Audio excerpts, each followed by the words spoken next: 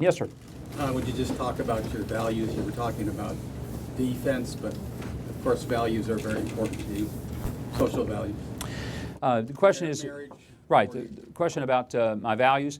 First of all, I believe that marriage means one and only one thing. It means a relationship between one man, one woman, in a monogamous relationship for life. And it's not just about trying to say that that's a viewpoint that we ought to impose on people socially. It frankly is the economic basis for a sound society. There's more here. It's not imposing my morality on somebody.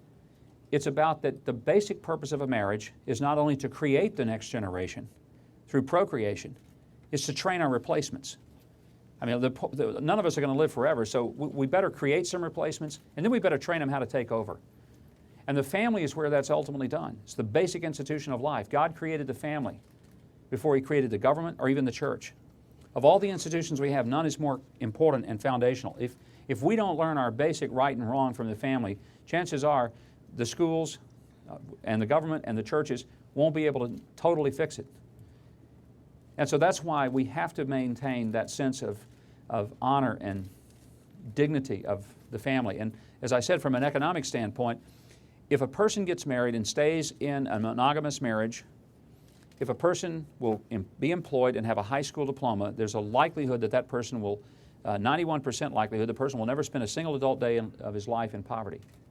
By the same token, a person who has children before the age of 20, who does not get a high school diploma, and does not remain in a faithful monogamous relationship is likely to have an 88% chance of spending a significant time of his adult life in poverty. So if we say, let's eliminate poverty, good goal. Quickest path to do it, strong families. I also believe that life is one of the most important areas of defining who we are as a civilization. I believe life begins at conception, and that it ought to be our duty and responsibility to protect it, for the same reason that our founding fathers said that all of us are created equal and endowed by our Creator with certain inalienable rights, among these life, liberty, and the pursuit of happiness. And if you think about it, it's not that we're against something. A lot of people say, you're anti-abortion. No, I'm pro-life. And let me tell you what difference that means. I'm pro-life because I believe in the intrinsic value and worth of every single individual, that every human being has the same worth and value as another human being.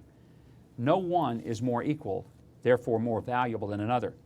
Your IQ, your earnings, your ancestry, your race, your gender, does not make you more equal than somebody else. And because that is the very heart and soul and essence of our nations, even its existence, then how could I be anything but pro-life? It's an issue to me that is a non-negotiable. I believe it's one of the cornerstone issues that will define who we are as a civilization. I do support a human life amendment. Certainly the repeal of Roe v. Wade would be a good thing, but the best thing would be an actual human life amendment that goes all the way back to the heart of our Declaration of Independence, that truly recognizes the fundamental right to a human life. And the reason I believe that is because I don't think that this issue can be geographical. The repeal of Roe v. Wade is a step in the right direction, but it still says that there can be geographical differences between how we define life, whether at the front end in birth or at the end of life, whether you can take the life of an invalid through euthanasia. Well, the idea that this is a political, not a moral issue, is one we have to settle in our own hearts.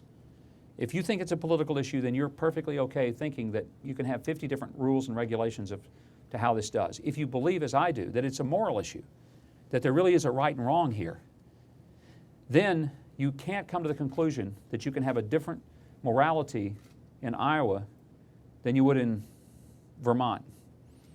That's the logic of the Civil War. The logic of the Civil War was that we can have different laws in different states regarding slavery. And if slavery was a political issue, that's a legitimate position to take. But if slavery was a moral issue, as the country concluded that it was, then ultimately we can't have every state deciding whether it's okay to own slaves or not own slaves in that particular state. So that's why if you follow this argument to its logical conclusion, I think you end up having to come down on the idea or the side that life has to be protected at all costs. Yes, sir.